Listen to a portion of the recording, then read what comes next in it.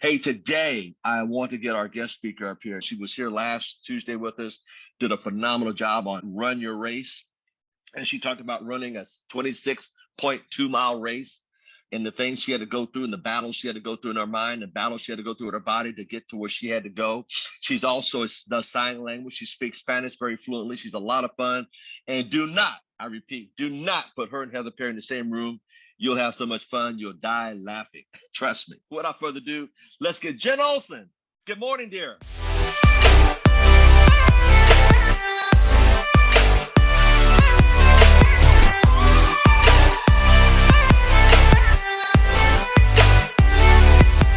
Good morning, Mr. Thomas. Thank you so much for just being who you are. You're so much fun. You are so fun. The way that you greet everyone and have everyone feel like they are known and cared for and loved by you is just an incredible gift.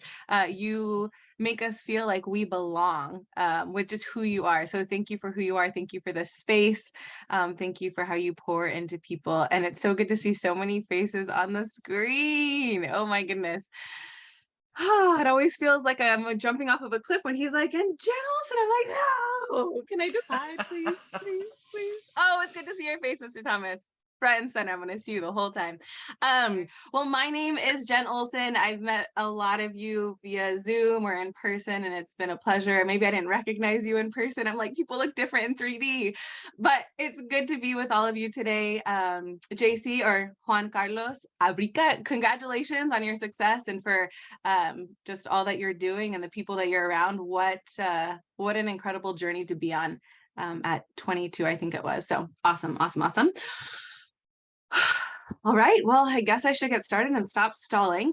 So as Mr. Thomas said, I am a sign language interpreter. I'm a contractor.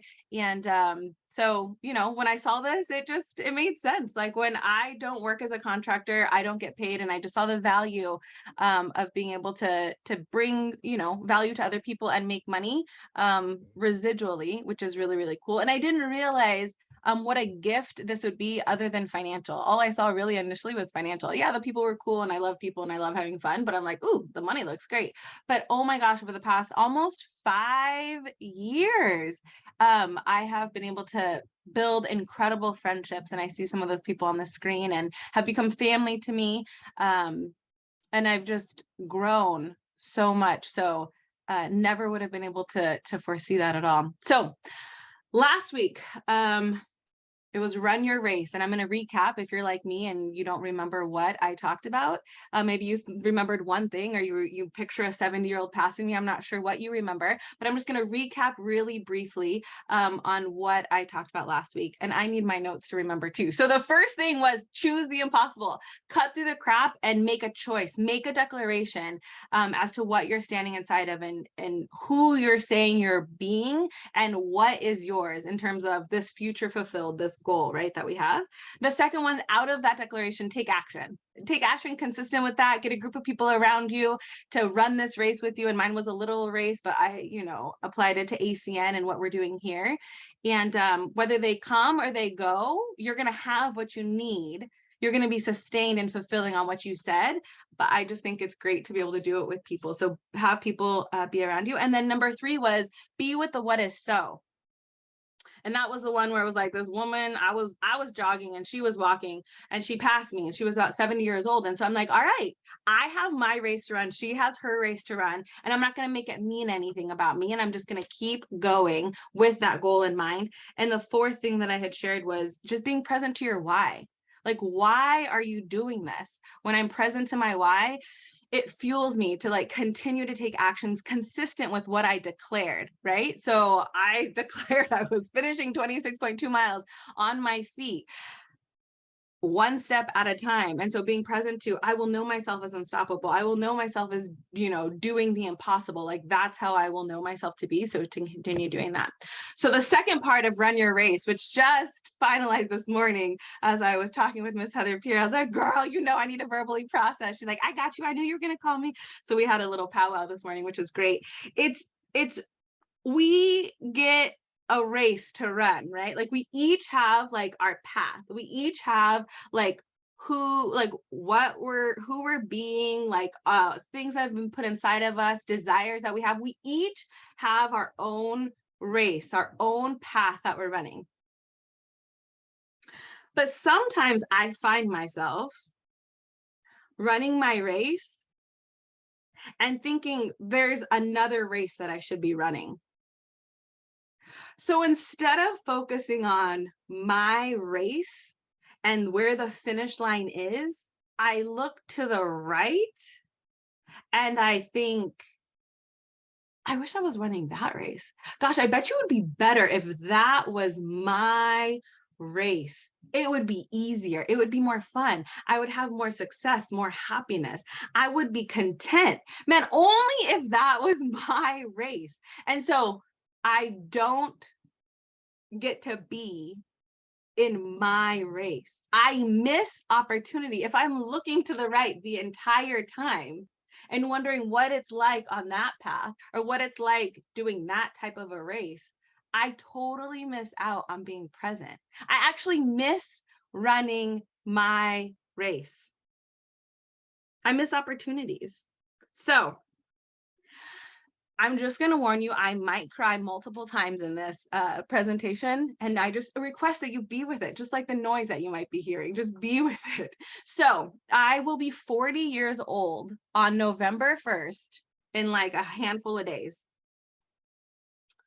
And so things in my mind of where I thought I would be, like legit, I'm talking to myself in my prayers that like, you know, you are encouraged and inspired in some way and that you see what there is for yourself. But I'm literally like encouraging myself in this talk. So just so you know, I am 40 years old and I thought I would be married and I would have kids. And I'm like, oh my gosh, I'm 40. I'm going to be 40. Like, how many eggs do I have left? Like, are there 2 left in the carton? Like, what is there? Like, all the men are married. Do I have to wait for them to get divorced? Like, what is happening? Right. And so I'm like, oh my gosh, I'm going to be 40. I'm going to be 40. Oh my gosh, look at my friends. They've been married for 10 years. Their kids are starting high school. They have such an amazing life. They get to do life with someone in partnership. That's incredible. That's so cool. That's so cool. I wish that was me. Oh my gosh, look how fun. Look at those pictures on Facebook. Look at the baby. I want to be. Look at the baby. And then I miss out on the blessings that the Lord has given me. I am not present to like the race that he's given me to run. It is my race. It is my race. So I can sit there and I can suffer and I can say, they have what I want. They're where I want to be. And I can make it mean something about myself. Oh my gosh, I need to increase this curb appeal. I need to work out. Woo! I need a six-pack. Oh my gosh, what is wrong with me? There's something wrong with me. I can wallow in self-pity. And T and Heather heard me yesterday. One of my coaches, a health coach I was talking with, he's like, so what's going on in your health game? I'm like, I don't know, but I'm feeling real anxious these days. And so we talked about this here. Another person I'm doing a leadership program. She's like, girl, what's up? I said, let me tell you, for 3 hours straight, I was having these conversations where I was like sitting in like self-pity and wallowing and like, like 40 means something. It's like how many days I've been alive, right?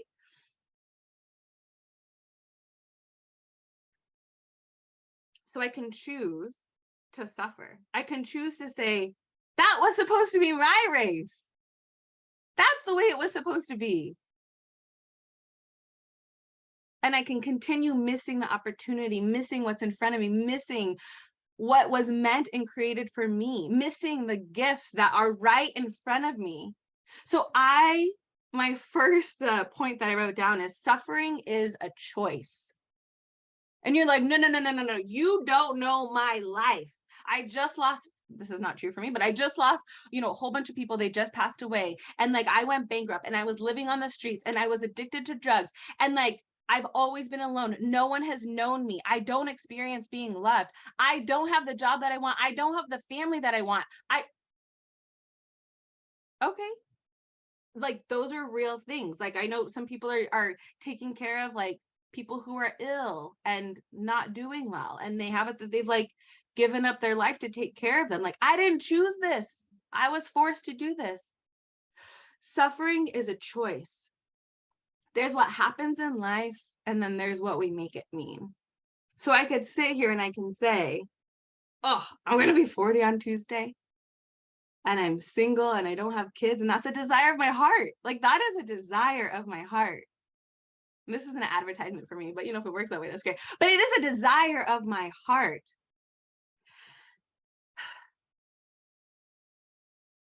Man, there's something wrong with me. Like, I need to fix myself. I need to do something about, I need to, and I can just get stuck in the suffering, or I could like choose powerfully, like, this is my path. Like, I am here right now, and I have so many blessings, so many things in my path, like, that I don't have to suffer. You don't have to suffer.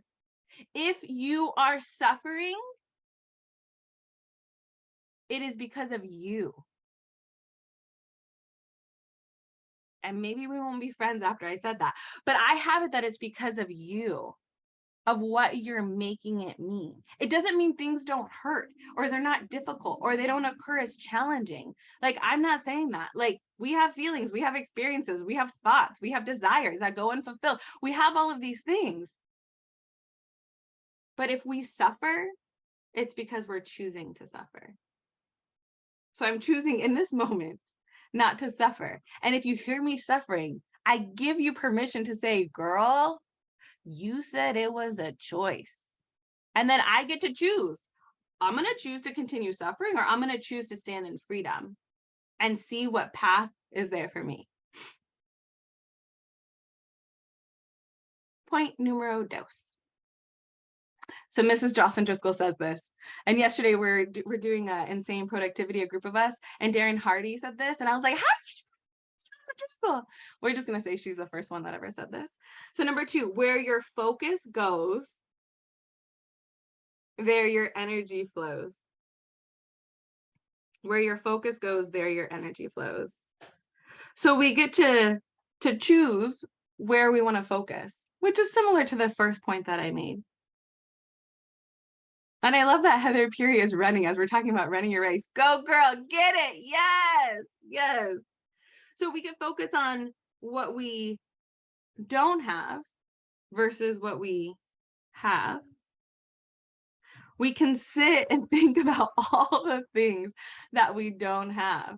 And that will just, I have it like continue to be like stuck. When I focus on what I don't have, it's crazy that there's like this negative like pit that I'm kind of staring down, almost like if we take off like the sewage cap or whatever, and you're just looking down, and it's just, I don't know why I think of Teenage Mutant Ninja Turtles, but you just look down and it's dark and it's wet and it's like gross and it smells, right?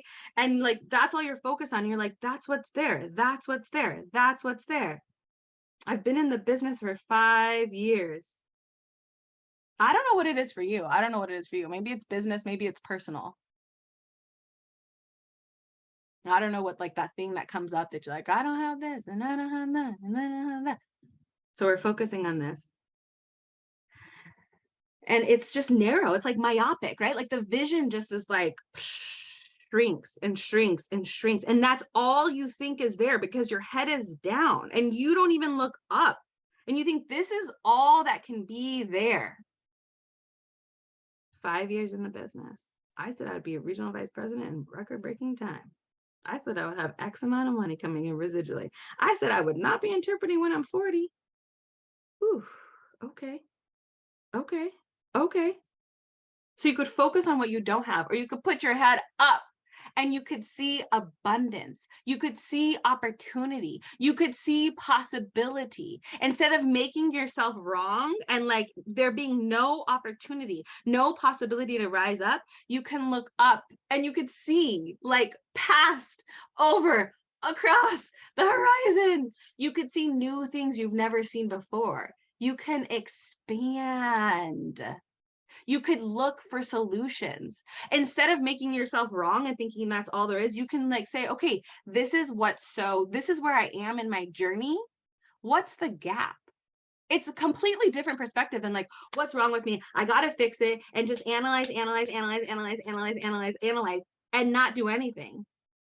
Like, not that like taking a critical look at something isn't great, but it's the like context that we're looking at it with, right? We can say, hey, there's this like abundant landscape. There's an abundant opportunity. I'm right here in my journey. This is where I want to go. I wonder what it's going to look like. Oh, it went this way. Okay. What was missing? What can I put in that would have it go towards the goal, towards the goal? So we like look for opportunity. So I'm doing the 75-day hard challenge, or 75 hard. I keep messing up the words. And I don't know if you guys are familiar with it, but there's like a couple things that are involved. So it's doing 2 45-minute workouts a day. One of them is outside. No matter what the weather is, no excuses. And then drinking a gallon of water every single day, every day. And then reading 10 pages of a personal development book. And what am I missing? There's more. Taking a progress picture. And I think that's it. So I started it in like, I don't know, April or May or June or something. And I was going along and I did it for 26 days. And then it was like 9 o'clock. I hadn't started drinking my water. I didn't do my second workout. I'm like, I was going to quit. I'll start again tomorrow. And then tomorrow came and I was like, oh no, I'm going to start the next day. Oh no, I'm going to start the next day. And then several months have gone by. And here I was in Nashville. Thanks, Nashville. And I met this dear lady, Cynthia, a friend of a friend, and we're sitting there eating and talking. And she's like, I'm going to do 75 hard. I'm like, when? I'm like, oh, she's going to start at the new year. She's going to start. She's like, tomorrow. I'm like, no. Okay, I'll start it with you. Because I didn't finish what I said I was going to do. So I started it. It was supposed to be day 7 today. I woke up and I was like, no, I forgot to read the 10 pages of personal development. I'm like, listen, I listened to scripture. It was probably like 10 pages. I was like trying to like fudge, right? I'm like, but it was probably 10 pages. Like if we made him really small, made a baby book, like for sure 10 pages. And then I was like, oh no, Heather Peary's talk about integrity. I'm going to be the one that knows that I fudged it. I'm going to have to like live with myself the way that it was, right? So I could have been like, oh no, are you freaking kidding me? Like, and made myself so wrong about it. Like simple things, like just make myself wrong. Like really, like you can't fulfill anything you say you're going to do. Look at you messing up again. You're not where you said you were going to be. By the new year, you're going to be done with this. Da da da da da da da. And yesterday, Cynthia, she was like, I'm starting over. I forgot to take my progress picture. And I was like, she made it mean nothing. She was just like, that's just what happened. I literally totally forgot to take my progress picture. And we're like, it's just a progress picture. Just keep going. No, the intention is to complete on all of it. And because of her example, today the thoughts were there for like 4.5 minutes. I was like, but I could just say that no one's going to know that I didn't really read the pages. But I was going to know. So her example of just letting it go, not focusing on like, oh my gosh, I'm not where I said I was going to be. We said we're going to be done before the new year. Da, da, da, da. It's just like, oh, the opportunity is what? Abundance. The opportunities are endless. That means I get 75, 80 something days of like doing this every day. Like I get to grow in discipline. I get to grow.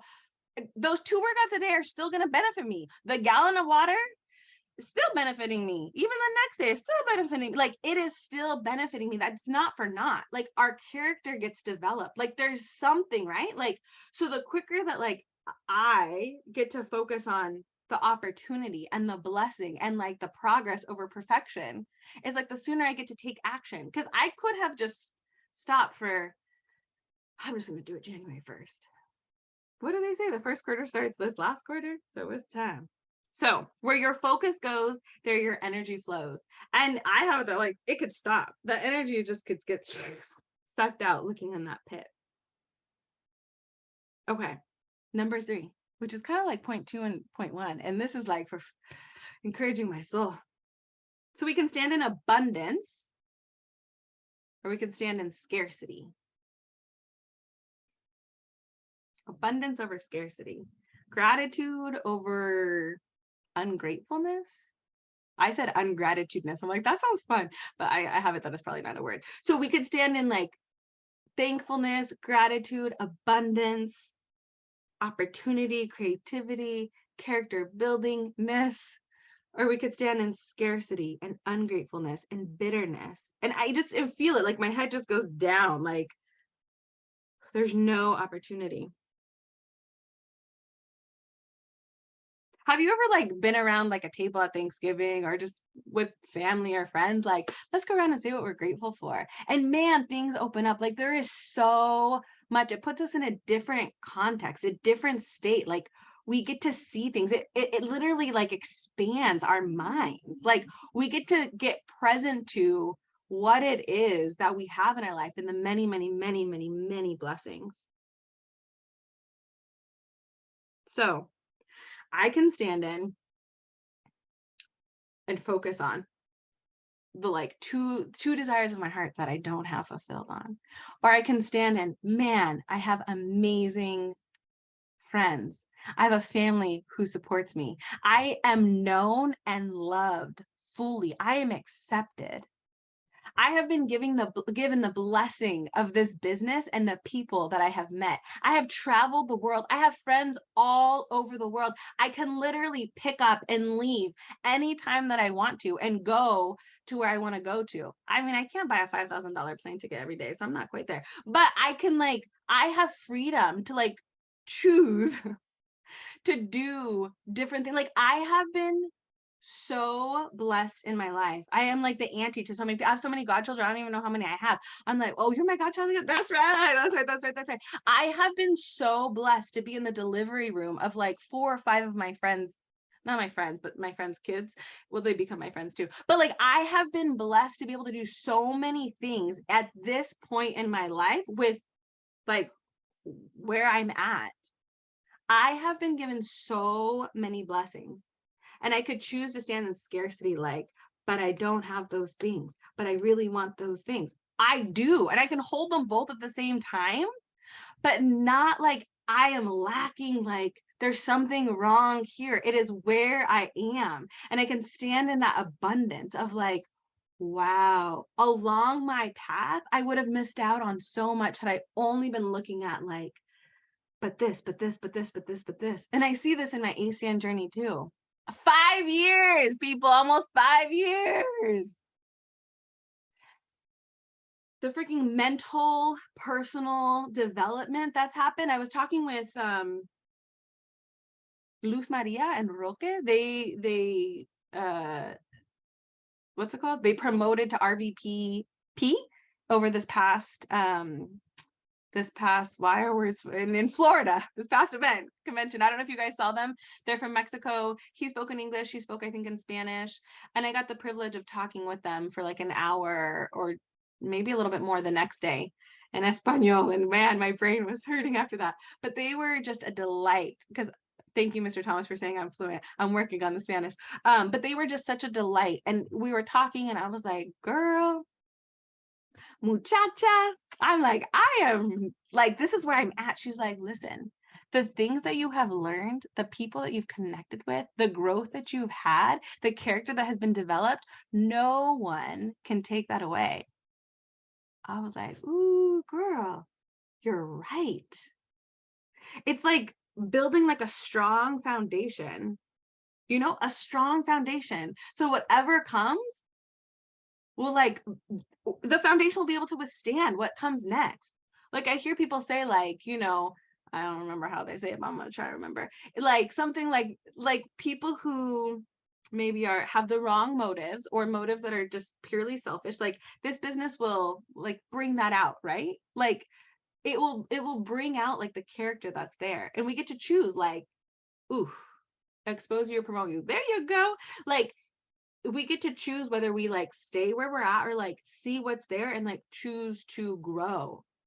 Like, wow. So we get to stand in abundance and like the growth that we've had, or just focus on, I am not a regional vice president yet. I'm not a senior vice president platinum. I mean, that position, I don't know if it's opened up yet, but I'm not there yet.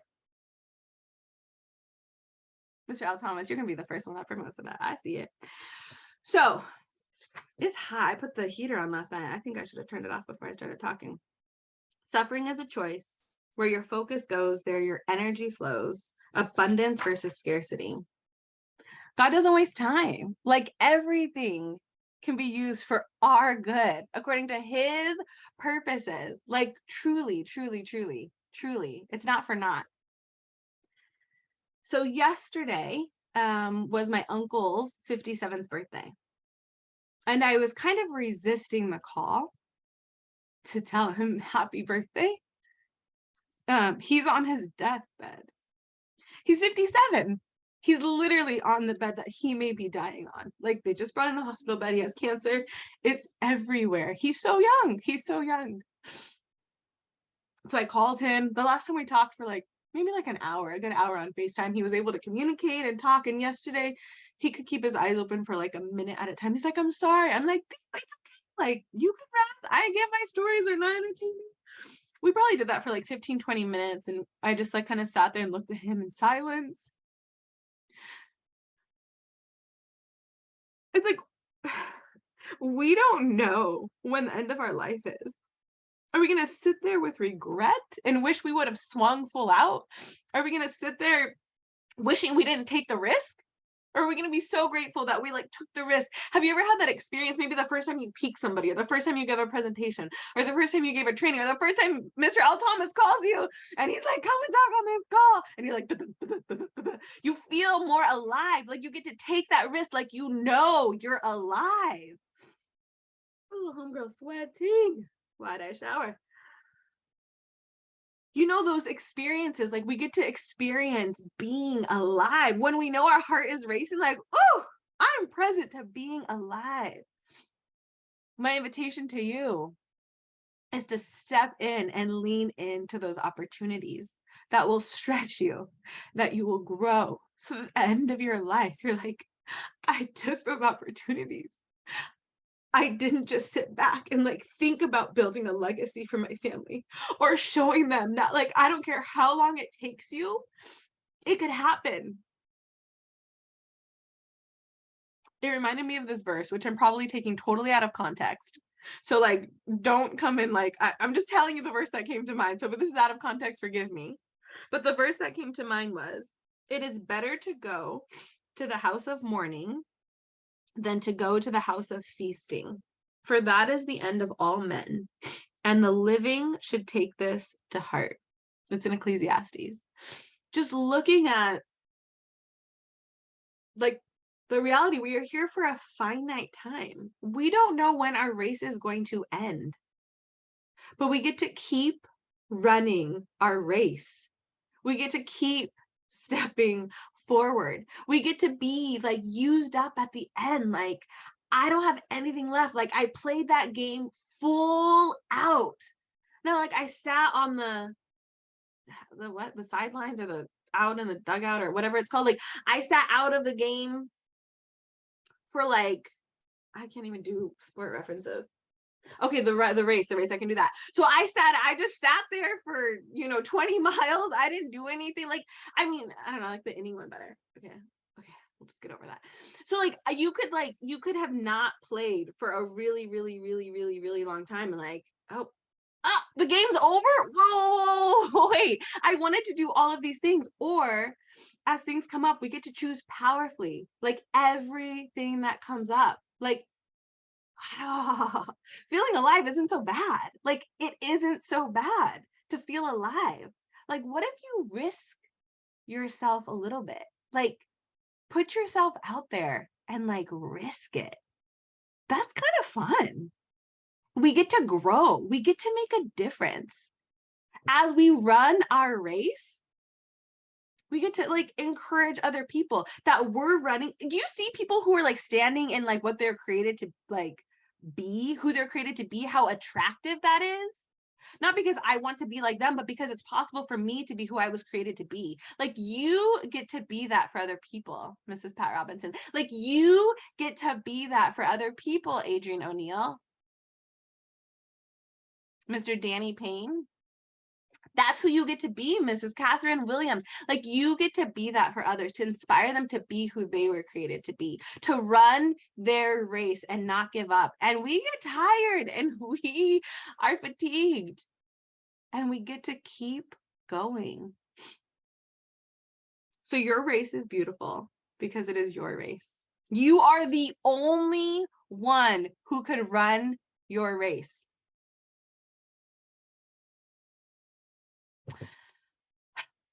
I think that's it for me, Mr. Thomas. You are the only one that can run your race. Miss Jen Olson, thank you for a eye opener. And it's what we do between the day we're born and the day we go is that dash we always talk about. Folks, 5 years in the ACN, November 1st is a monumental time for her, as for most people in life, especially women when they get the 4-0, we understand. Uh, and she said something, so many people start but don't finish their race. I wish everybody would just finish up your race to the next position and keep going and change lives.